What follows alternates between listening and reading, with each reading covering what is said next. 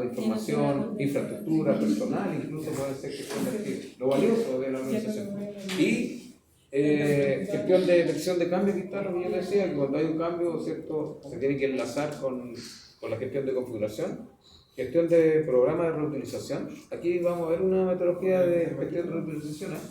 Es que podemos, muchas de los software que ustedes crean, pueden utilizar aparte de eso, del software que crean, sobre todo en los desarrollos ágiles, en el desarrollo de los objetos, orientado a objetos, y la ingeniería del dominio. Eso también me imagino que ese concepto no lo manejan, que tiene que ver con el dominio del, por ejemplo, de la animación, qué tipo de componentes tiene. Por ejemplo, si nosotros desarrollamos todo lo que es el proceso de venta, entonces ese componente lo podemos, digamos, gestionar como un dominio en sí. Es como decir, bueno, tengo un componente dentro del software que tiene que ver con todo lo que es el proceso de venta. Y eso tú lo puedes tomar y utilizar. Pero el gestión de dominio tiene que ver con eso: dominio del cliente, dominio del requerimiento, dominio de componentes del software. Son como enmarcar algo dentro de alguna necesidad que se tenga. Pero miren, dentro de los clásicos siempre tenemos que tener los procesos principales, eso no debe faltar, y los procesos de apoyo. Estos de acá están a veces involucrados dentro de esto mismo. Ya hay estos nuevos procesos empezaron a emerger, digamos, por la década después del 2000 empezaron a emerger eso. Ahora, ¿qué empresas tienen todas estas cosas? Son las empresas, grandes empresas, sobre todo las tecnológicas. Por ejemplo, Microsoft, Google y todos esos manejan todos estos estándares. Sí, que trabajan estos estándares. Ya. Bueno, después están los modelos, ¿cierto? Estos son los modelos tradicionales que dentro del ciclo de vida, del desarrollo que estuvimos hablando, análisis, diseño, ¿cierto? Bueno, están los diferentes modelos de procesos de software que definen los diferentes procesos, fases o etapas de desarrollo del software. El modelo clásico del waterfall o cascada, ¿cierto? Chicos, el modelo clásico o cascada es el que ustedes ya conocen, ¿cierto? No sé si requieren que profundizar en eso, pero me imagino que ya lo conocen, porque lo han visto varias veces, ¿no? Eso. Sí. Ya. Aquí lo importante es que, mira, ¿cuál es la idea de esto que ustedes conozcan todos estos modelos de desarrollo? Es que ustedes vean qué características tienen y cuáles de estos modelos ustedes lo pueden aplicar a su proyecto, dependiendo de las características del proyecto que ustedes quieren. ¿Ya?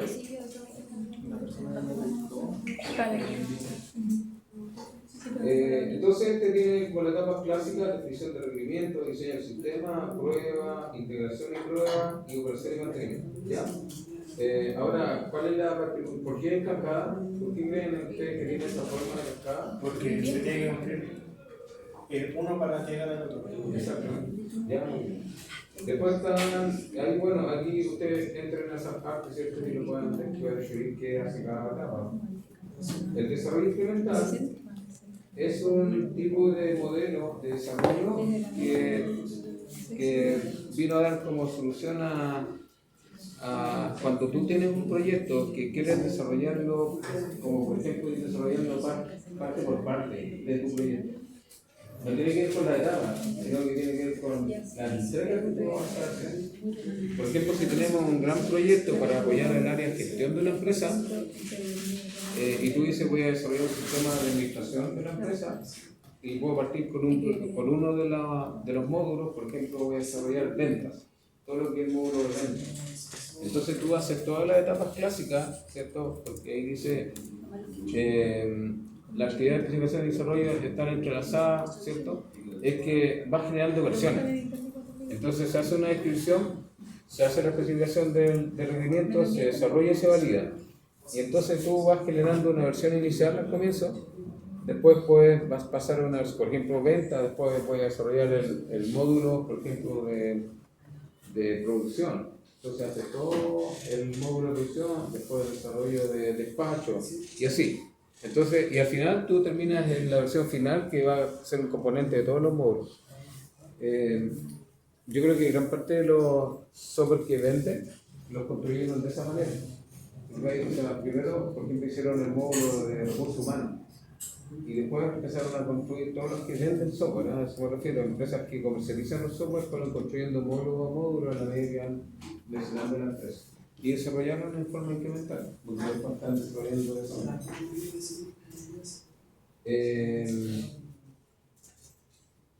Este hace una comparación. Mira, esta parte, que lo he comentado también con otros cursos, que esta parte a ustedes les sirve porque en el informe se les pide que hagan una comparación entre los distintos modelos. Ahí tienen idea de cómo comparar. ¿Ya? Para que saquen idea del informe, ahí este mismo recurso les permite ayudarlos en eso. Costo de adaptar rendimiento, es más sencillo, en fin, es posible que sea más rápida la entrega cuando es incremental. ¿Ya? Respecto al cascada. El cascada es uno de los modelos más rigurosos que existen, porque además genera documentación y los tiempos son normalmente más extensos para llevar a cabo. Bueno, esto que está aquí, el desarrollo incremental, ahora es en cierta forma el enfoque más común para el desarrollo de sistema de aplicación. Es un enfoque basado en un plan, se identifican por adelantado los incrementos. Si se adopta un enfoque X, se detectan primero los incrementos, aunque el desarrollo incremental. Bueno, esto que está haciendo, mira, eso que está puesto ahí, yo lo he visto en la realidad con los alumnos que hace 10 años que estoy viendo proyectos de los alumnos, y de repente los alumnos proponen ya cuando estén cuando tengan que defender su proyecto para el título, hacen una mezcla entre el incremental y el Scrum. Por esto que está puesto en ese par. Ya, no tan solo eso, a veces ponen el espiral con algún desarrollo ágil. Entonces lo que les quiero decir es transmitir es que no necesariamente uno se puede casar con una metodología, puede usar más de una metodología para llevar a cabo un proyecto solo. Porque algunos tienen fases que a ti te pueden servir. Por ejemplo, aquí no está, creo que lo apunte, pero el modelo de espiral. El modelo espiral es uno que se caracteriza porque tiene un área de gestión de riesgo, que no lo identifican estos modelos tradicionales. ¿Ya? Entonces, cuando ustedes tengan un proyecto que podrían tener muchos riesgos de no llegar a finalizar este proyecto, entonces ocupan el espiral porque dice que tiene toda una metodología para trabajar con los proyectos. Pero hay otro enfoque o metodologías para desarrollar que son estos, por ejemplo. Hay dos que van a aparecer aquí.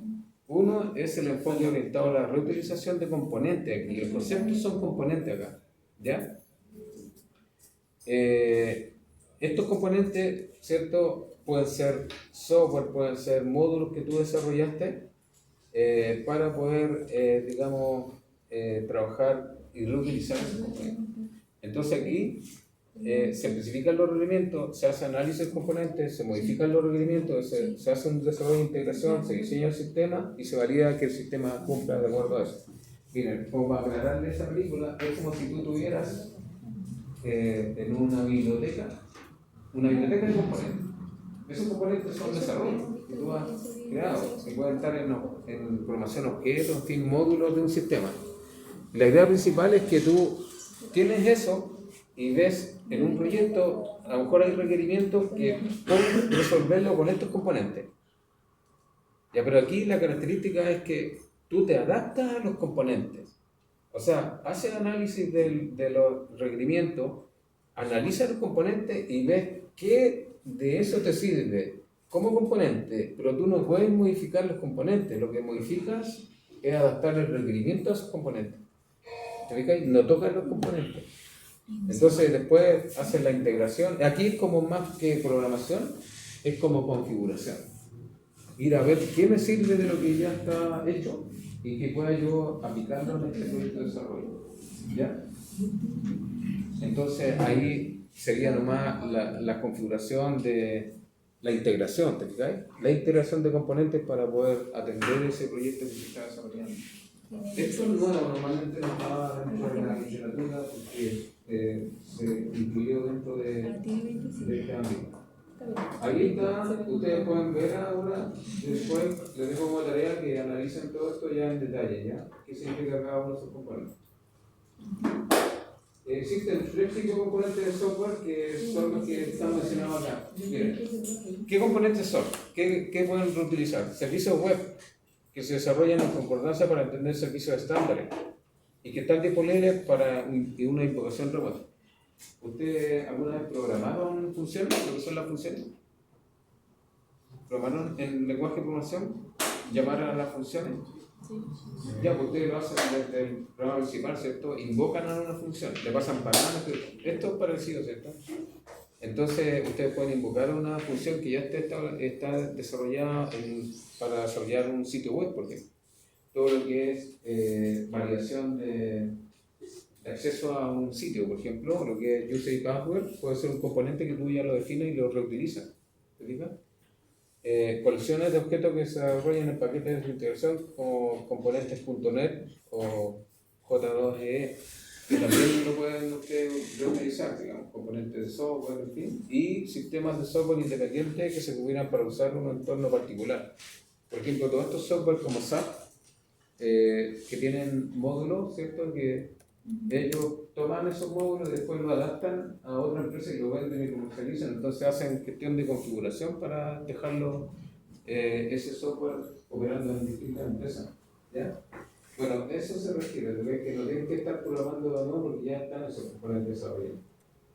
Ahí está el espiral. Sí, estaba, el espiral tiene una forma de espiral porque se va desarrollando como en forma iterativa todo el software que estamos y tiene lo que es la planificación, tiene lo que es la revisión de lo que se está haciendo y esto, mira, eso es lo que yo les decía, el análisis de riesgo por cada una de las vueltas que tú estás dando en cuanto al avance. Y aquí está el área nuestra, pues el área de desarrollo, ya como la etapa clásica, ¿cierto? Requerimiento, análisis, diseño, codificación, pruebas de unidad, pero todo eso basado en que todo tiene que ser planificado, todo tiene que irse revisando, tiene que hacerse análisis de riesgo por cada etapa y pasar de nuevo al desarrollo por cada iteración que vas haciendo. Es como estar haciendo el software en forma iterativa, incremental. Pero todas pasan por esos distintas cuadrantes dentro de este ámbito. Yo destaco, insisto, cuando ustedes tengan un proyecto que tiene algún tipo de riesgo, entonces es bueno utilizar el espiral. Ahí está los sectores. Aquí se le llama sector incluso. Ya solo me quiero detener en esta variación de riesgo, porque dice que en cada uno de los riesgos identificados del proyecto se realizan análisis minuciosos. Se dan acciones para reducir el riesgo, porque la gestión de riesgo tiene que ver de qué manera tú reduces esos riesgos. Por ejemplo, si existe el riesgo de que los requerimientos sean inadecuados, puedes desarrollarse un sistema de prototipo. Cuando no tienes claro cuáles son los requerimientos que vamos a desarrollar, entonces puedes desarrollar un sistema de prototipo para poder diseñar la interfaz que va a tener tu sistema y si es realmente lo que quiere el usuario. Eso es un ejemplo, pero puedes tener riesgo de costos, puedes tener riesgo de presupuesto, puedes tener riesgo personal, que no tengamos personal capacitado, en fin. Distintos riesgos. Entonces, esto que les sirva, digamos, no tan solo en el área aquí de formación, sino que en una empresa, cuando ustedes vean que un proyecto puede tener riesgo, entonces recomienden espiral, porque ese hace una evaluación exhaustiva de los riesgos.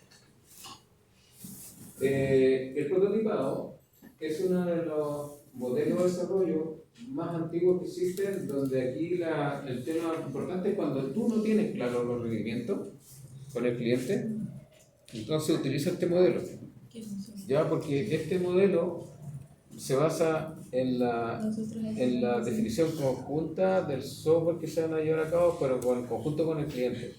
Y la idea principal del prototipado, ¿cuál es? Que tú haces un desarrollo que se llama prototipo. Ya, entonces tú escuchaste mal escrito aquí. Escuchar, faltó una C.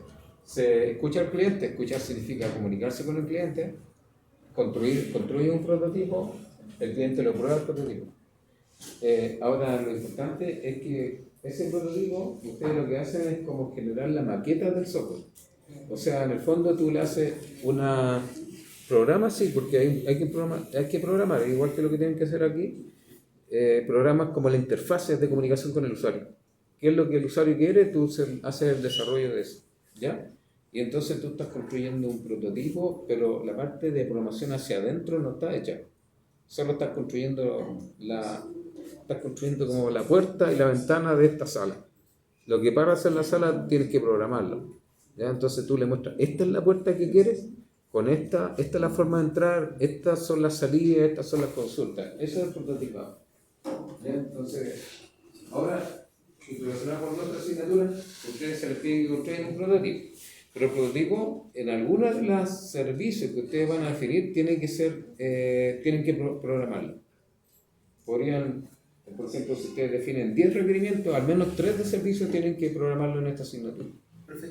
Y como ustedes tienen, al tiro, cuando ustedes tienen la otra asignatura que van a estar desarrollando, entonces cuando empiecen a programar acá, ya parte de eso lo pueden ocupar o sea, van a tener algo ganado ya porque van a tener listo el tema. ¿Ya? Así que aprovechen el trabajo conjunto. ¿Sí? Mejor usar el proyecto Claro. Claro, porque yo al menos tengo otro proyecto, pero que, por ejemplo, que hicimos el semestre pasado, que no tenía una plataforma, que se hacía directamente desde con Python. Pero no se usar el ahora. Sí, porque tienes que tener una base de datos, tienes que tener una infraestructura para poder implementarlo. Ya, ese es el prototipo. Y está este otro que yo les decía, porque también no es como uno de los tradicionales, el modelo RAP, que es desarrollo rápido de aplicaciones. Son unos proyectos que tú puedes, cuando te ponen límite, o sea, tienes que hacer esto de 1 a 3 meses máximo. ¿Ya? Y este desarrollo rápido es un modelo de proceso de desarrollo relativamente corto. Se utiliza en construcción de suelo basado en componentes. Fíjate que como lo mismo que estábamos hablando de antes, de la reutilización de componentes. Pero aquí a diferencia del otro, aquí puedes desarrollar componentes. Esa es la diferencia que tiene con el de componentes. Ya puedes desarrollar. Se hace gestión, se hace el modelo de datos. En el otro no, porque el componente te decía cuál es el modelo que tienes que usar. Aquí tú puedes modelar. Modela los procesos, genera las aplicaciones, por eso que estás generando la aplicación, pruebas y entregas. ¿Okay? Entonces, incluso podrías tú incluir algún componente que ya has desarrollado, pero lo puedes modificar. En el otro caso no lo podías modificar. Y lo único que lo diferencia con Kafka el tiempo. Claro, el tema del tiempo. No, pero que además esto, pues mira, si tener la información que conduce al proceso de gestión, se identifica dónde va la información y quién la procesa. Pero claro, al final tú igual tienes que hacer, por ejemplo, se modelan los datos, la base de datos, se modelan los procesos que van a estar involucrados, se utilizan para añadir, modificar, suprimir o recuperar un objeto de datos. Ustedes ven que está hablando más que nada de los datos, se utiliza una herramienta de cuarta generación que permite crear el software que tiene el proceso. ¿Sabes lo que es la herramienta de cuarta generación? Y la prueba de entrega. Mira, los softwares de cuarta generación son los que traen algunos software. Tú puedes construir, por ejemplo, mira, haces el diseño de una interfaz, una interfaz cualquiera, y esos software tienen la capacidad de que construir la interfaz, tú le dices en qué lenguaje quieres programarlo. Y él automáticamente te programa el programa que hace un club, lo más típico. Un club, tú no tienes que programarlo porque tú le defines nomás cuáles son los datos que van a entrar. Obviamente tienes que asociarlo a las tablas que van a estar, pero no tienes que programarlo porque el software de cuarta generación lo hace. ¿Ya? La base de datos, como por ejemplo Oracle, tiene alguna extensión relacionada con el lenguaje de cuarta generación. ¿Ya? Y hay software de cuarta generación. Busquen ustedes software de cuarta generación y van a ver que tiene que ver con eso. O sea, tú haces definiciones de lo que quieres construir, haces como la maqueta y el software tú le dices en qué lenguaje programarlo y te lo hace automáticamente. Es como un framework, pero que facilita la creación y el desarrollo. ¿Ya? Listo. Y bueno, después recuerden solo decirles que siempre tienen enlace a bibliografía. Y no olviden esta parte, que siempre se la voy a estar recordando, que todos los apuntes tienen cuestionarios. Y esos cuestionarios desarrollenlos, háganlo como ejercicio, porque de esos cuestionarios vamos a sacar las preguntas para el examen de final que tienen. Porque es la única parte que tienen de corrección, digamos, del programa. Porque la asignatura tiene examen obligatorio, que no tienes que dar.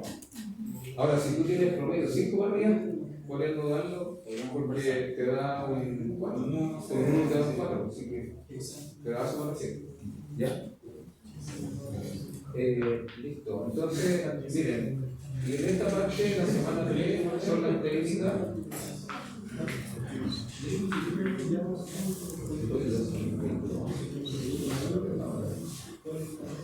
Lo otro, como les digo, la técnica, mira, aquí hay aspectos que son claves en la ingeniería de software, ¿verdad? En un proyecto siempre ustedes tienen que, hay un punto clave, en todo proyecto, para que ustedes lleguen a buen término, tienen que hacer esta parte que es fundamental. Miren, en los programas antiguos de ingeniería o analistas, tenían una asignatura que se llamaba ingeniería de requerimiento.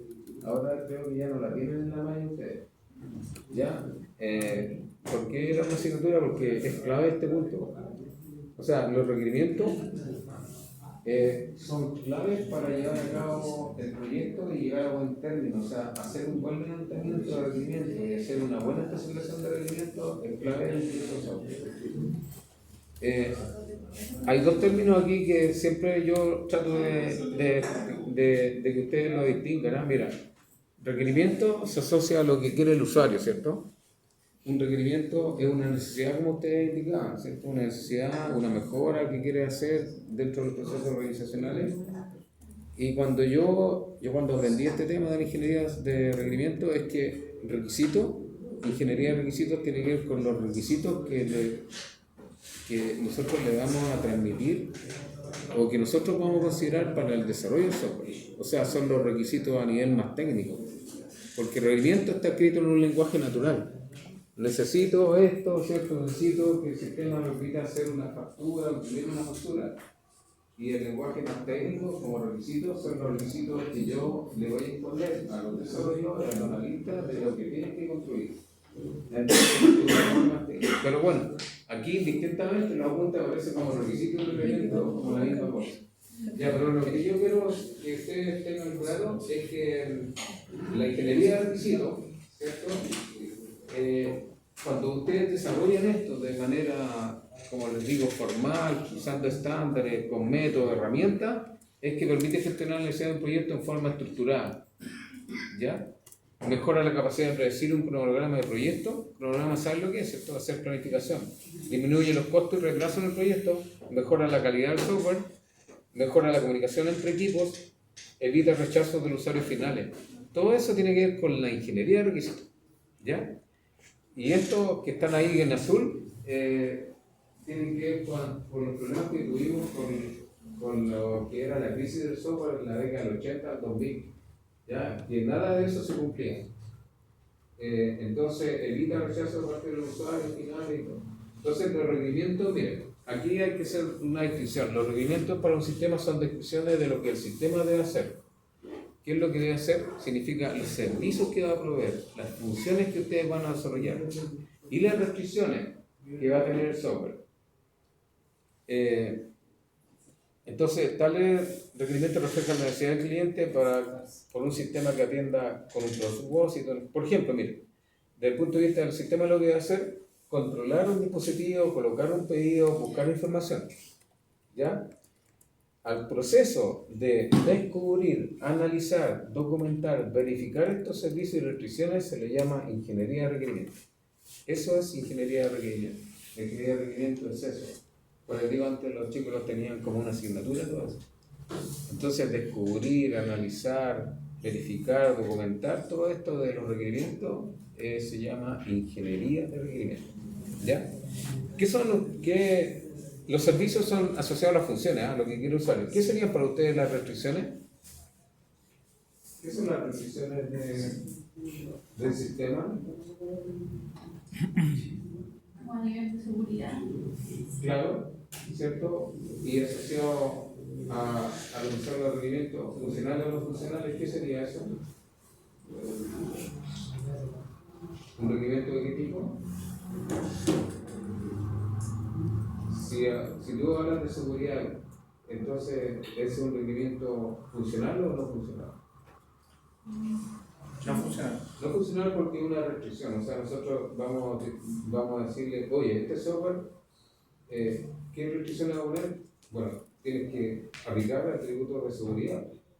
Bueno, algunos mitos de esto, para comenzar a escribir un programa suficiente en el enunciado general de los objetivos.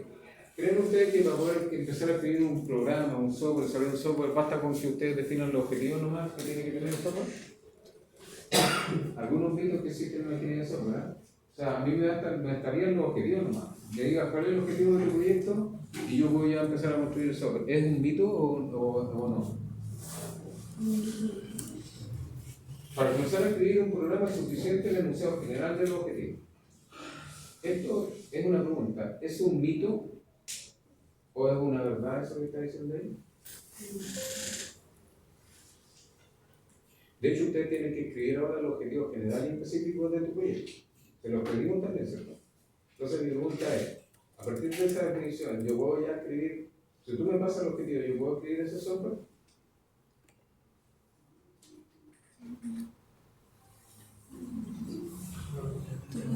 La realidad es que, aunque no siempre es posible tener un enunciado exhaustivo y estable, un planteamiento objetivo ambiguo es una receta para un desastre en un proyecto.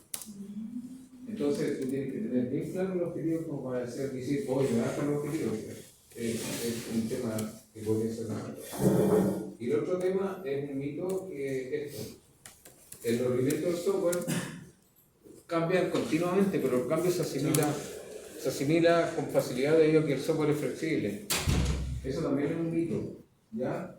¿Por qué? Porque depende en qué momento tú quieres hacer un cambio en el proyecto. Depende del momento. La realidad es esa. En verdad, los rendimientos del software cambian, pero el efecto de los cambios puede variar según la época en que se introducen esos cambios. Si tú lo introduces, esos cambios al principio de tu proyecto, tal vez no va a significar grandes problemas, ¿cierto? Pero si tú haces un cambio cuando ya estamos en el diseño, ya estamos desarrollando, entonces puede traer consecuencias que son de costo, de tiempo, en fin, ¿ya? Entonces, incluso hasta interrelación entre distintos componentes.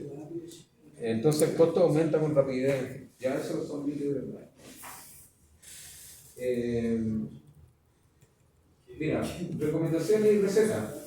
Recetas para llevar a cabo el proyecto que ustedes están llevando a cabo ahora. Si el proyecto es pequeño, si el proyecto no es muy grande, entonces ustedes hagan esto. Elaboren una lista de participantes. Creo que también se los pedimos a ustedes, que son los stakeholders, creo, en el informe. Les pedimos una lista. Esos son los stakeholders. Invitar a todos los participantes a una única reunión donde se escuchan todos los requerimientos, ¿ya? Y para eso tenemos técnicas. Lo que tienen que leer después, cuáles son las técnicas en una reunión, ¿ya? Pedir a cada participante que haga una relación de las características y funciones que requiere, que son las necesidades, analizar los requerimientos y construir una lista definitiva de los requerimientos. Eso tienen que hacerlo, ustedes tienen que hacer este proceso ahora. Ordenar los requerimientos según su prioridad. ¿Qué técnicas existen para ordenar los requerimientos de acuerdo a una prioridad? ¿Se acuerdan ustedes? ¿Ah? Sí, el Product Backlog es consecuencia, pero yo estoy hablando de qué manera tú asignas prioridades a esos requerimientos, cómo los ordenas en cuanto a prioridades. Con la técnica de Moscou, ¿lo escuchan? Es lo único, ¿ya? Eso, ¿ya? Entonces lo clasifican por tres grandes áreas. Ordenar y identificar las áreas de incertidumbre. Mira, ¿cuáles son las áreas de incertidumbre? ¿Se acuerdan que le hablé de los riesgos? Son los riesgos que puedes tener tú. O sea, identifiquen qué problemas pueden tener en el proyecto. Por ejemplo, conformación del grupo, habilidades que tenga cada uno de los participantes en el proyecto. Vean los problemas que podrían tener, ¿sabes? Los tiempos que tienen que desarrollar. Entonces, eso es para un proyecto como el de ustedes, ¿eh? Pero también hay otra metodología o una receta para proyectos grandes. Y aquí ya se hace en forma separada. Formar, detectar las entrevistas, formar la previsibilidad de las funciones, programar reuniones ahora en forma separada, porque depende del proyecto, celebrar reuniones, producir en cada reunión escenarios informales, esto como el dominio, afinar escenarios, formar una lista, en fin. ¿Ya? Eso sería como una receta para un proyecto más mayor, no un proyecto pequeño. ¿Ya? Y finalmente, el último que quiero que ustedes vean son los requerimientos de usuario y los requerimientos de sistema. Miren, acá, en esta parte, voy a ir al final, no, esto es lo que quiero ver. Existen distintos tipos de requerimientos. Requerimientos de usuario, requerimientos de sistema y especificación del diseño del software. ¿Ya? Aquí lo pueden leer, solo que quiero mencionarles a ustedes que a quiénes van dirigidos todo eso. Miren. esta parte también es buena cuando ustedes trabajan así en una empresa desarrollada de software. Requerimientos de usuario, ¿quiénes participan en esto? ¿Quiénes son nuestro público interlocutor o a quién va dirigido estos requerimientos de usuario? A los administradores de clientes, a los usuarios finales, a los ingenieros de clientes, a los administradores de contratistas o a los arquitectos del sistema. Los arquitectos del sistema son los diseñadores, ¿cierto? Son los que hacen el diseño. Los requerimientos del sistema ya aparecen algunos de estos, usuarios finales, ingenieros del cliente, arquitectos del sistema y los desarrolladores del software. O sea, aquí ya tenemos la voz y la participación de los programadores, ¿cierto? Que son los desarrolladores. Y las especificaciones del diseño del software ya es más técnico, o sea, aquí participan los analistas y los desarrolladores, los programadores. Ya para que ustedes revisen. Les dejo como tarea que ustedes por eso tarea, ahora que está la mayor parte del curso, es que ustedes revisen los apuntes. Esto después sigue profundizando, ¿ah? Esto sigan con el material, va a precisar con más detalle todo lo que hemos hablado. Y en este también tiene, nosotros llegamos a todo, igual que acá, nos completamos todo. Entonces la idea es que ustedes vayan revisando un detalle. Lo que les quiero dar como tarea es que revisen ustedes este apunte y si tienen duda, alguna consulta, vengan con esa consulta la próxima semana, porque la quiero dejar la próxima semana para que revisemos esto ya en detalle y ojalá pudieran traer algún avance del informe para poder revisárselo, ¿ya? Y darle retroalimentación en general, porque después les quedaría